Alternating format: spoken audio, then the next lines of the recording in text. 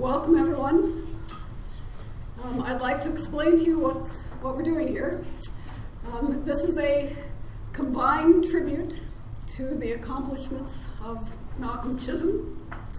What this means is that we do have speakers coming up and providing some feedback on the accomplishments of our colleague, Professor Chisholm.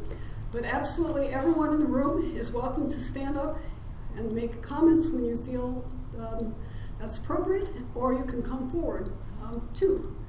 So we, as a unified group, are celebrating today the strong contributions of Professor Malcolm Chisholm to the field of chemistry, and in particular also to this department. I welcome all visitors and all members of this department today. I'm Susan Olesik, the chair of this department. I do want to reinforce to all of you that this is a celebration, so we need to keep that in mind at all points during this time, because Malcolm would very much want that. So with a smile on our faces, we are going to keep that in mind. Okay, so I'm going to give a few details that are simply biographical, and I'm going to try very hard not to steal anyone's thunder. So Professor Chisholm was a member of 3 chemistry departments, first at Princeton University, next at Indiana University, and finally at Ohio State University. I'm not going to read off all of his awards. Others may decide to read more, but he was a member of the National Academy of Sciences, the US, and also a fellow of the Royal Society of Edinburgh.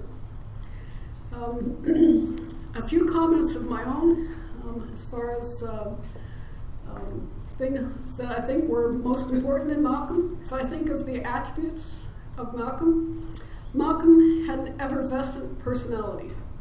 He was also a very determined individual, and also an inspirational mentor. Malcolm was a very, very private person when it came to his private life, but also he was a very public person when it came to his enthusiasm for science, and also his enthusiasm and strong regard for the members of this department.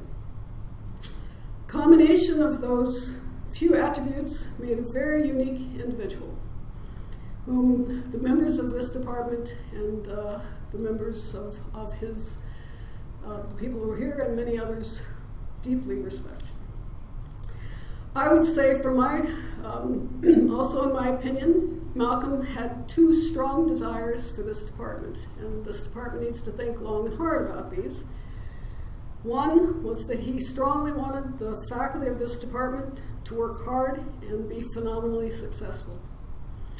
The other strong attribute that he wanted was that he wanted the faculty to treat each other very well, and for the faculty and the staff to also treat each other very well, and to be good collegial citizens of this department.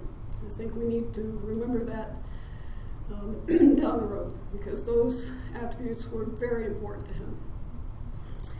Okay, so as chair of the department, I want to tell you two other things that I think are very important. I want Susan Crum to stand up, please.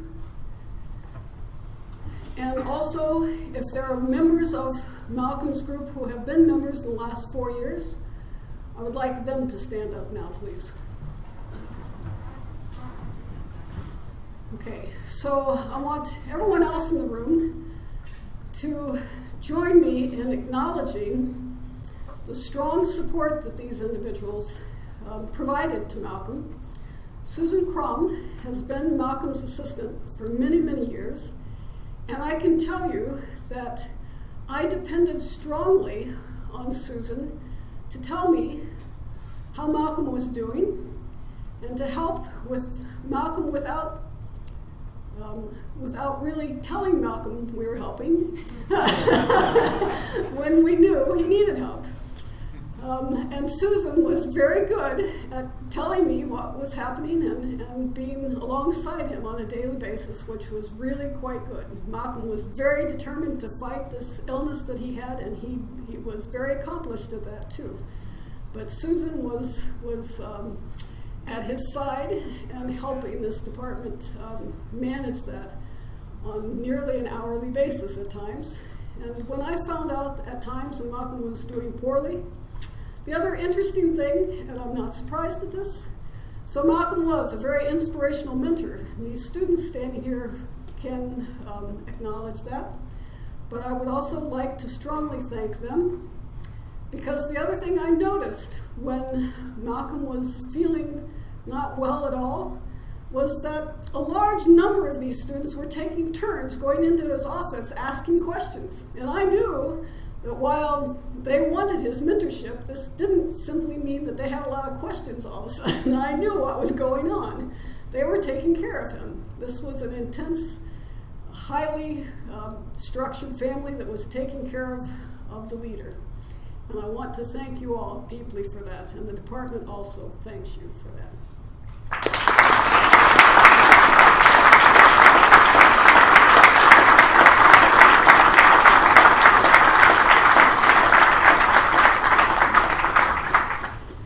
Okay, so as I said, I'm not stealing anyone's thunder, and we have all sorts of very funny and interesting and exceptional stories to hear. And again, this is a tribute to his intense accomplishments, and also the incredible inspiration that Malcolm was. So I'd also like to introduce Divisional Dean Christopher Hadad to say a few words himself on Malcolm. Christopher.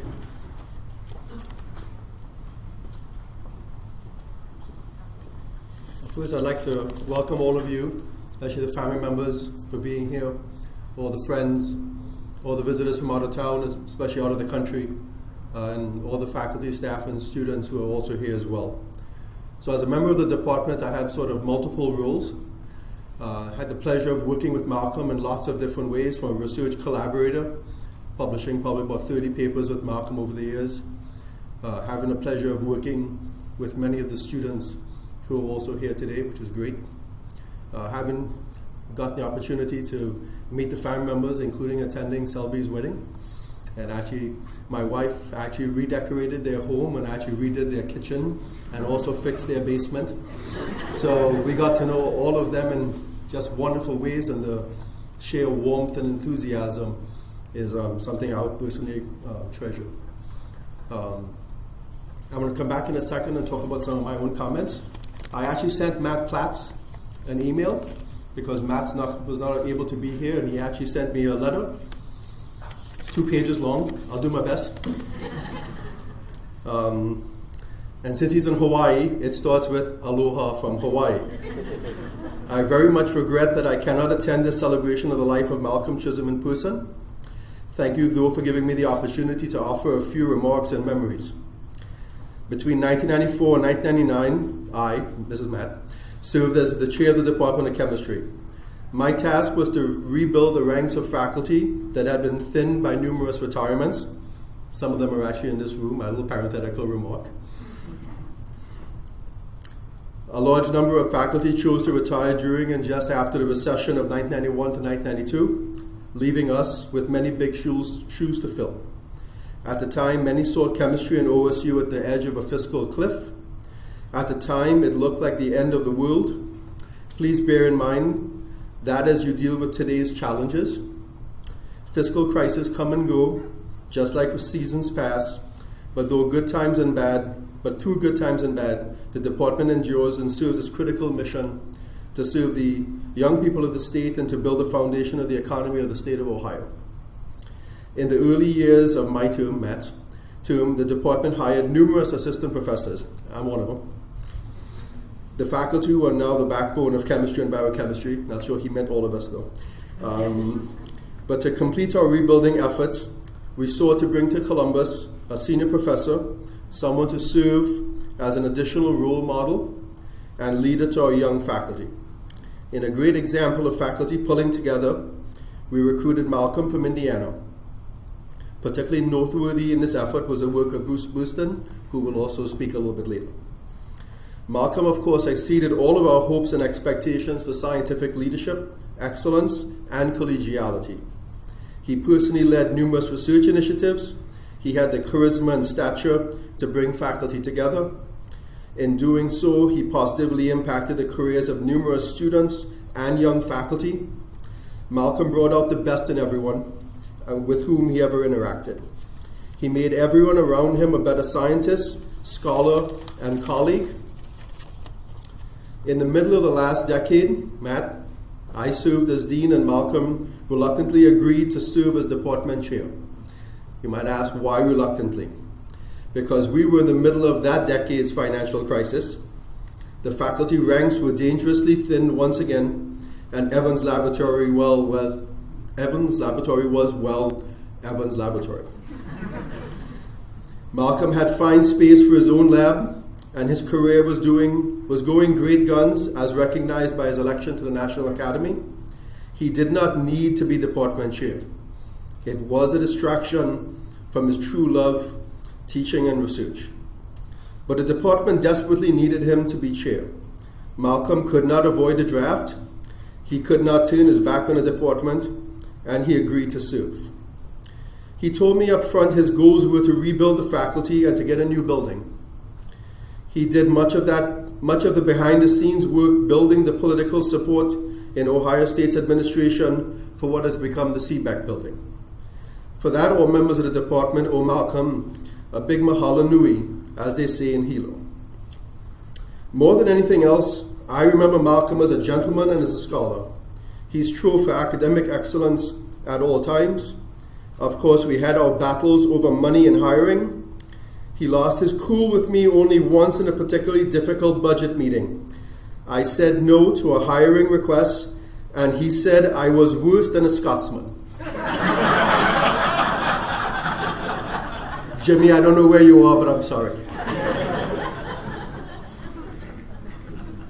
Actually, I took that well enough, since my wife is also of Scottish ancestry.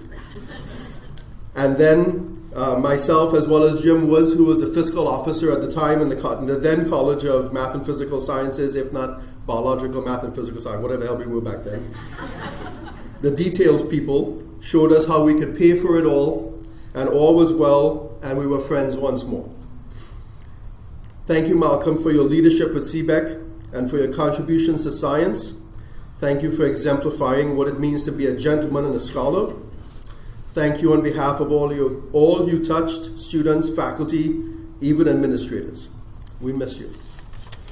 So those are the thoughts of Matt. Matt was actually the one who hired him, even though I think Bruce was the one who was chair at the time when Malcolm first stepped into the door.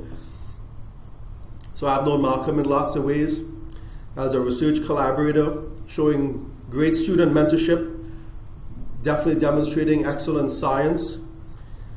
He always welcomed others. I learned more about metal-metal bonding than I probably ever cared to know. Polymer chemistry, how to look at excited states. It was a wonderful collaboration. Got the great opportunity to actually mentor a large number of Malcolm's students without ever having to pay any of their financial bills, which was perhaps even better. But the one thing I'll say I treasure the most was having to sit on his table with him with his fountain pen as he wrote his papers.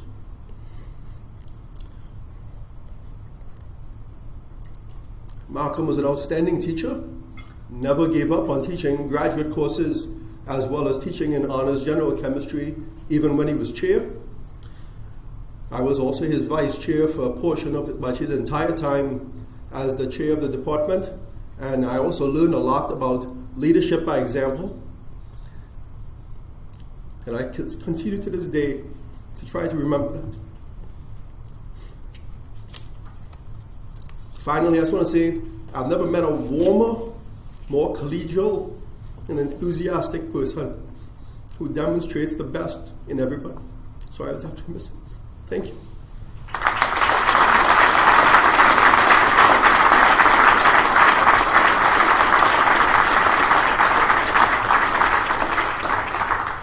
Next up, we have our Vice Chair for Undergrad Studies, Claudia Turro. Thank you. Graduate studies. Don't think it, I don't want to take over undergrad just checking. No, you don't do your job. That's how we tell you. Thank you, everybody, for coming. This is a great time to celebrate Malcolm's life and accomplishments. I knew Malcolm for a long time, through science. So I actually interviewed at Indiana when he was on the faculty there. That didn't work out, but that's okay. But see, then Bruce recruited Malcolm to Ohio State so that we could be colleagues. So I got to know Malcolm as a collaborator, a colleague, as a friend, and he was, of course, wonderful and generous in all of those areas. And so I don't want to take a lot of time because we have a lot of visitors who have even slides to bring to the table. So I just want to tell you one thought from each of those experiences as a collaborator, as a colleague, and as a friend. So as a collaborator, what I think about is talking about science with him, especially at Chumley's. Friday afternoon, some of you may know the location. It's not far from here. They have happy hours. And so we published, like Chris, we published numerous papers together. We had a joint student, Carly Reed, who's now on the faculty at SUNY Brockport.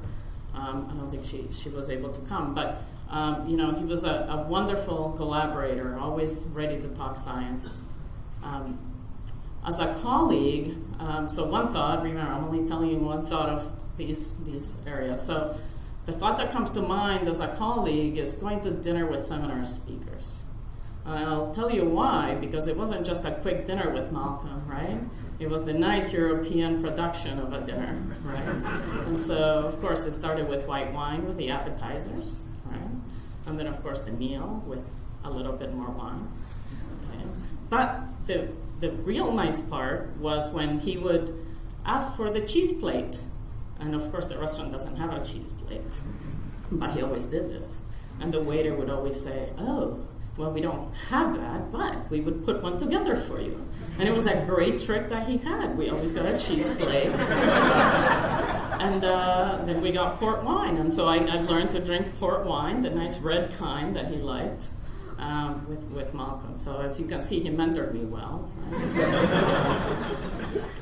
So the last thing as a friend, and again, just one thing about being a friend, that one thing that comes to mind is his wife Cindy and I planned his 60th birthday party. I don't know if you guys remember that.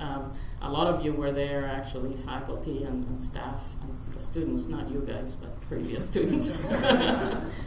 And so I was supposed to grill. That was my job at the party. I was supposed to grill burgers and hot dogs. Okay, so I'm grilling, very busy grilling. And Malcolm came by and he offered me a margarita. I said, sure. Of course, at that time, I didn't know that he had famous margaritas that he's well known for, right? So I took a margarita, and oh boy, it was delicious.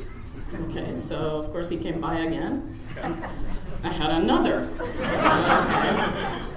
And that's all I remember from that.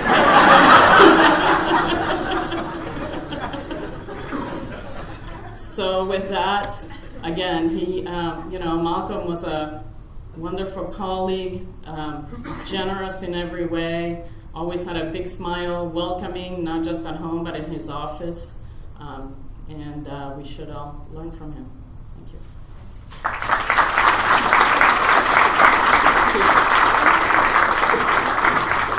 Who's next? Okay, I don't know. Gerry. Oh, Gerry. Okay. Gerry Raimann, he's the Director of Operations of the department, and he worked with Malcolm for many, many years.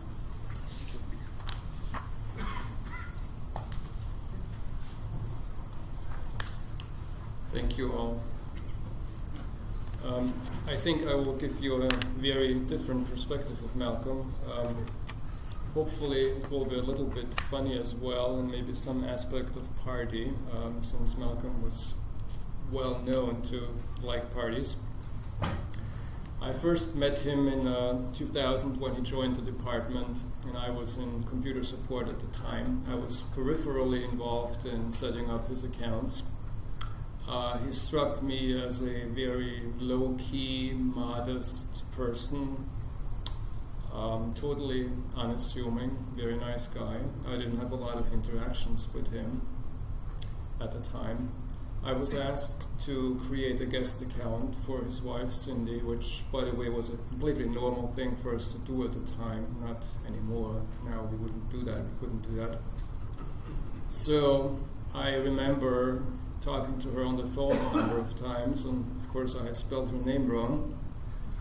So since that time, for me, she was Cindy with two Y's.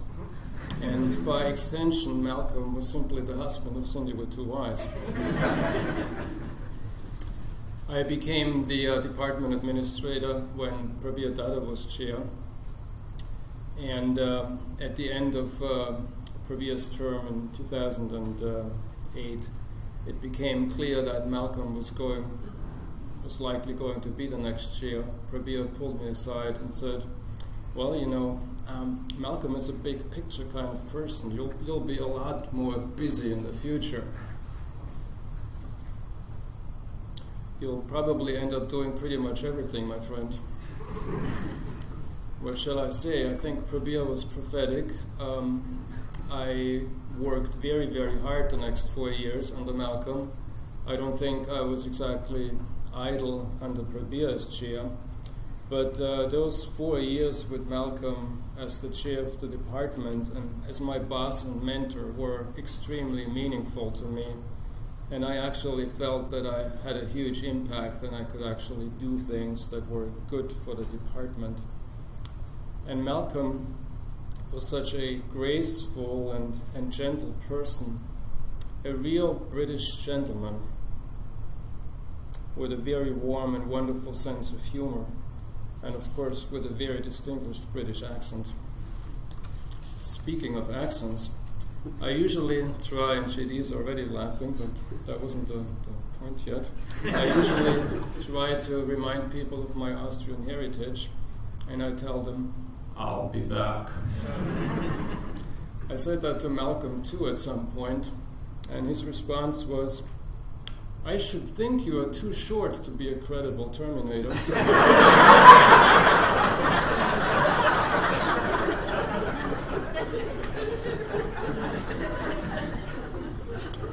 When Malcolm became chair, he was supposed to start his term in October. There was only one problem. He was out of the country. He was on a research stay that he had previously agreed to. So the college simply appointed Chris Hadad as interim chair for 2 months, and then Malcolm came back.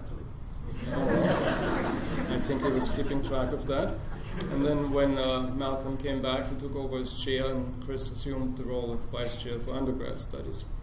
Actually, I think during those 2 months, Chris was doing both jobs. He's nodding. And Malcolm wasn't really worried about that at all because he knew Chris could handle it. But that's now why I frequently joke that I've been working under 3 1/4 shares. Most people who know me realize that I'm not really a suit and tie kind of person, but I do have a stash of ties in my office for those special occasions when wearing a tie might actually be beneficial. And one afternoon, Malcolm knocked on my door and asked to borrow one of my ties for an event that he was going to. And I offered him, my best ties. I have maybe 2 or so that are really good.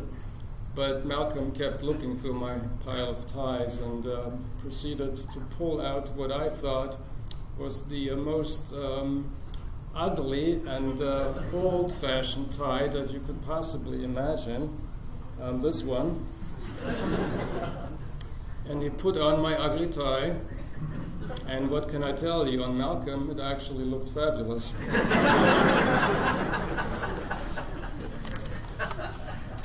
It's actually one that I must have inherited from my dad, and I never personally wore it. So maybe we should frame it, or maybe we can hang it here.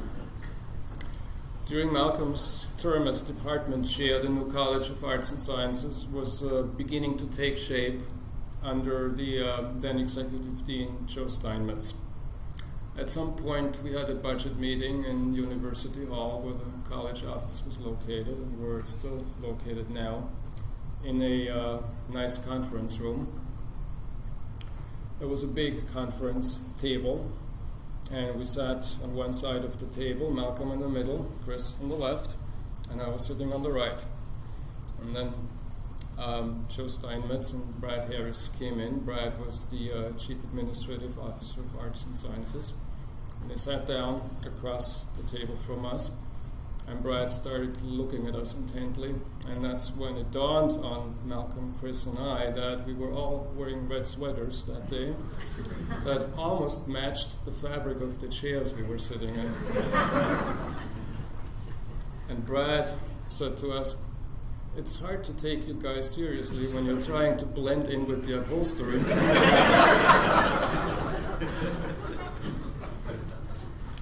As many of you know, we have what we call named lectures. These are high-profile lectures with distinguished speakers from all over the country, in fact, all over the world.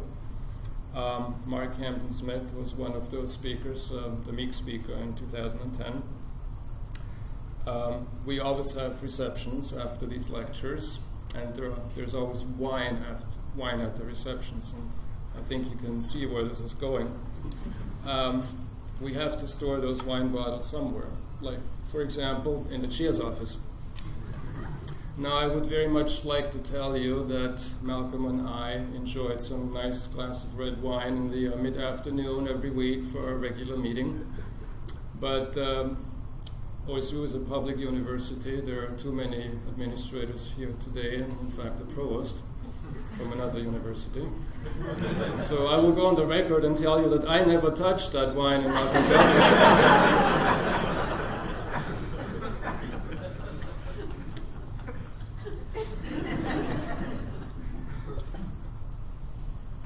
After Malcolm stepped down his chair, we continued to go out for lunch from time to time.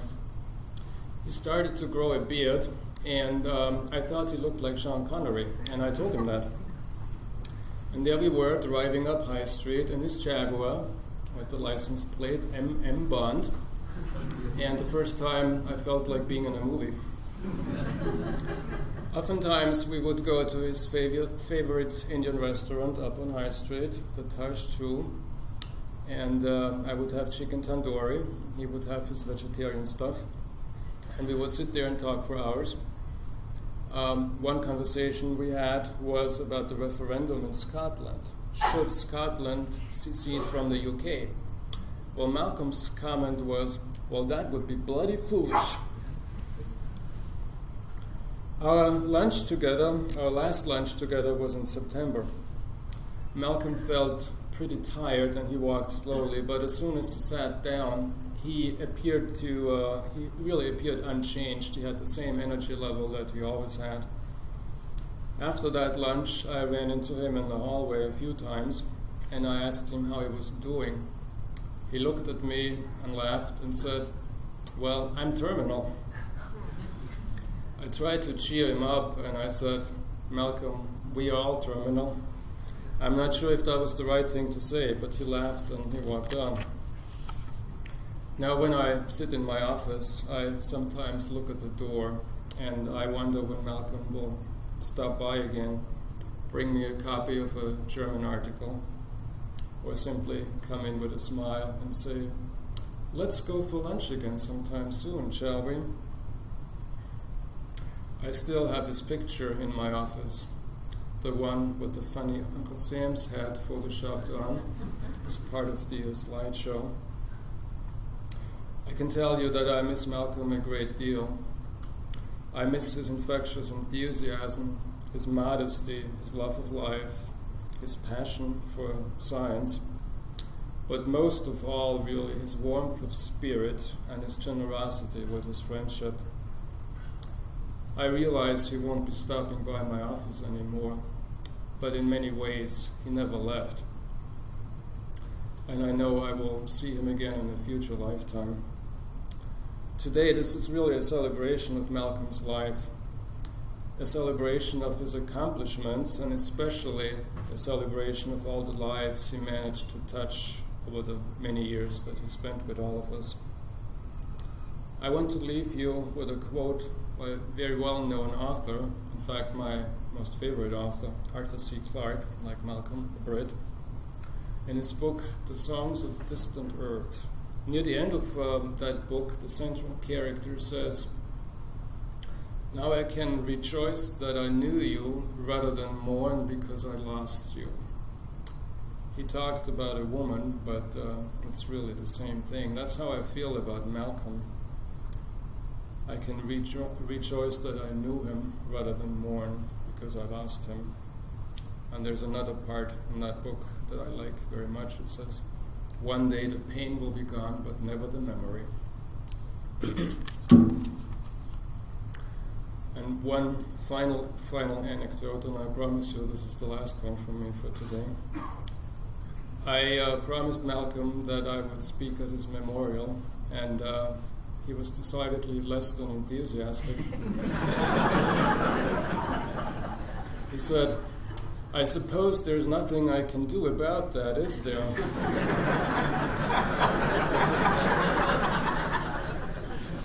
No, there wasn't. Cheers, Malcolm. You'll be in our hearts forever. Thank you.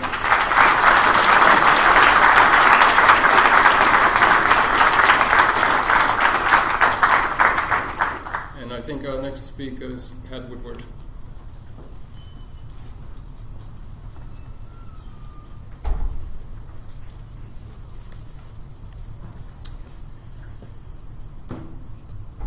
Well, hello, everyone. Actually, I lecture here 3 times a week, but I feel actually more nervous now than when I'm facing all those freshmen.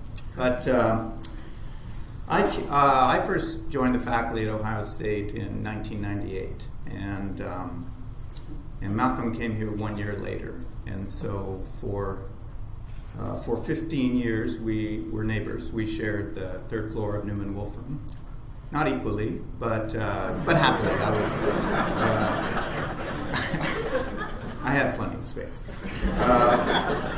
But, Malcolm was, I found, very soon that he was a very approachable person and actually a lot more interesting than your average chemist, I would have to say. I mean, we shared some common interests. I found out, that we both liked rock music, and then we'd be talking. He's like, "Oh yeah, that time when I booked the Who or the Yardbirds." And so, if anybody doesn't know, of course, Malcolm used to book the concerts for the University of London when he was a student, and so he did book the Who twice, I believe, and the Yardbirds. And so it sort of made, first of all, I thought that was cool beyond compare. Sort of made my experience of meeting the members of Quiet Riot in an Idaho bar when I was 19 seemed even more insignificant than that fact really is, which is a hard thing to do. And after we got to know each other a little bit, he learned that I occasionally played squash, and so we would start to go play squash periodically in the old rec center. And that, obviously, of course, he's a very accomplished chemist, and I was much younger, and, athletic pursuits, maybe being 20 years younger, could be an advantage. And a squash court is not a very big place, so you might think you couldn't run that far in a squash court, but and that was true for Malcolm. But for me, I was running. He would have me running from side to side, from front to back, and it was a very good workout, I'm going to have to say. And every once in a while, I'd win a game, but I don't think he'd like to lose that much, and so just enough to kind of keep me coming back, I think. Well, we also both taught general chemistry, and one of the fun things about teaching general chemistry is sometimes you get to blow things up. You get to do these reactions, and we both enjoyed that. And one of the best reactions you can do is called the thermite reaction. And so probably, since there's a bunch of chemists in the room, you all know what I'm talking about, but this is a reaction between aluminum metal and iron oxide, and it's extremely exothermic. And so it's a fun reaction to do. I had read somewhere that you could, with the thermite reaction, you could actually generate enough heat to weld the wheels of a train to the train tracks. And Malcolm told me that, in fact, that is true, that you can do that, and that he implied that he had tried that a couple of times. And it actually works. But it doesn't stop there because, I don't know, Malcolm really enjoyed the thermite reaction. And so he was then telling me a story about when he was an assistant professor at Princeton. He decided to do the thermite reaction, and I don't know for what reason. Maybe he didn't like conversions, but maybe just for the flair of it, he decided that it would be a good idea to do it on the 1 molar scale, so a mole of all of the reactants. And so I was not there to witness it, but I can recount the way that it went for Malcolm. So of course it generated an incredible amount of heat, and you have this molten iron coming off, and that he had set up, or who, I don't know who did it, but anyway, there was a kind of a glass baking dish full of sand to catch the molten iron. Well, he probably needed a little bit larger dish, I think. So that pretty soon cracked open, and so now the molten iron was pouring onto this a century-old limestone tabletop at the front of the Princeton Lecture Hall. At which point that also cracked, and it turns out that there's some organic matter in limestone. So then the room filled with a kind of a noxious kind of smell. And then I think that was the end of the lecture. And so, he said he had to go see some administrators about that.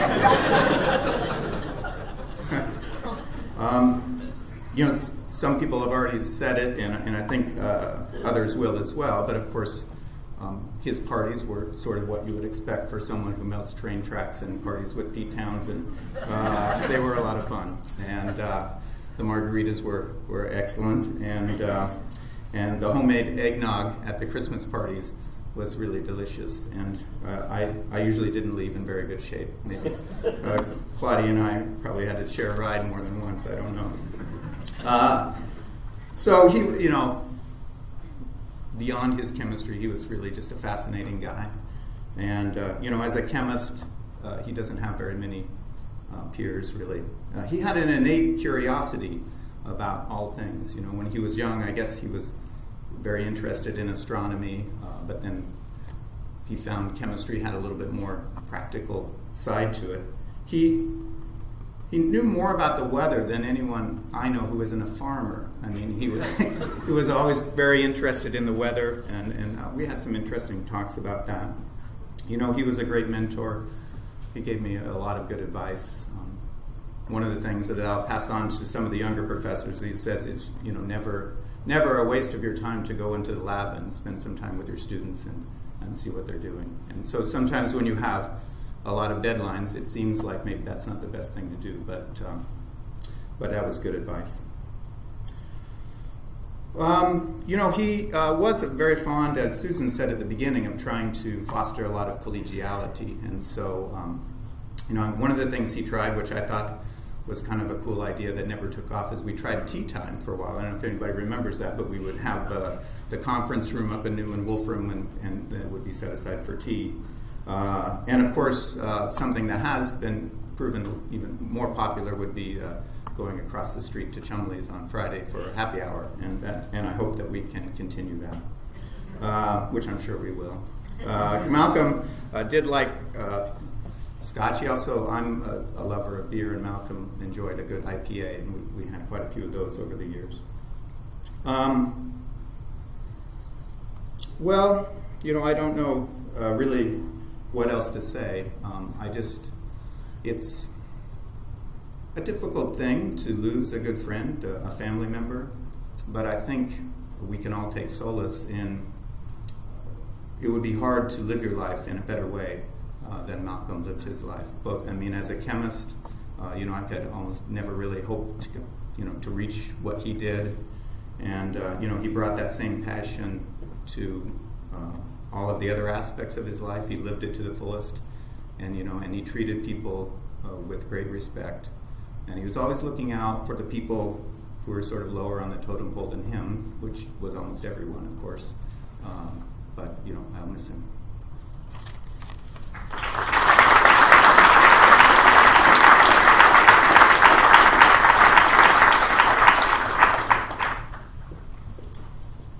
Our next speaker is Professor Bill Tolman, Chair of Department of Chemistry at University of Minnesota. Bill.